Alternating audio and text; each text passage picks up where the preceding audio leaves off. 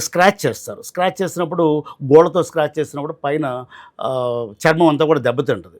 దాంతో అక్కడ పుళ్ళు పడతాయి. లోపల ఆల్రెడీ చెడు రక్తం పోకపోవటం వల్ల మొత్తం అంతా కూడా వీనస్ ఇన్సఫిషియన్సీ అని ఉంది కదా, దాని యొక్క ప్రభావం వల్ల ఈ సర్క్యులేషన్ ఇంపేర్ అవ్వటం వల్ల ఏమాత్రం చిన్న ఇన్ఫెక్షన్స్ కూడా పెద్దగా భూతద్దంలో చూసినట్టు కనిపిస్తాయి. అంటే ఈ స్క్రాచే అల్సర్లా అయిపోద్ది, పుండు పడిపోతుంటుంది కాళ్ళలో, మాందు ఎంతసేపటికి. ఎందుకంటే అండర్లయింగ్ కాజ్ అలాగే ఉంది కదా, కాబట్టి పుండు కూడా మాందు. ఈ పుండుతో పాటు ఒక్కోసారి ఏమవుతుందంటే రిపీటెడ్గా ఇన్ఫెక్షన్స్ అనేవి వచ్చి ఈ ఎప్పుడైతే స్కిన్ మీద స్క్రాచ్ అయి పెట్టారో ఈ స్కిన్ దెబ్బతింటుంది. ఆ దెబ్బతిన్నప్పుడు బ్యాక్టీరియా ఎంటర్ అవుతుంది లోపలికి. ఎంటర్ అయినప్పుడు రిపీటెడ్గా చర్మము దాని కింద ఉన్నటువంటి కణజాలం అవి రిపీటెడ్గా ఇన్ఫెక్ట్ అవుతుంటాయి. దాన్ని సెల్యులైటిస్ అంటాం. ఇది కూడా నెగ్లెక్ట్ చేయటం వల్ల వచ్చే ఒక కాంప్లికేషన్. ఈ సెల్యులైటిస్లో ఏమవుతుందంటే పేషెంట్కి కాలంతా ఎర్రగా వాసిపోద్ది. బగ మంట దగ్గర కూర్చుంటే మంట ఎలా వస్తుంది అలా మండిపోతూ ఉంటుంది కాలు. దానికి ముందు ఒక ఇండికేషన్ అంటే చలి జ్వరం వస్తుంది.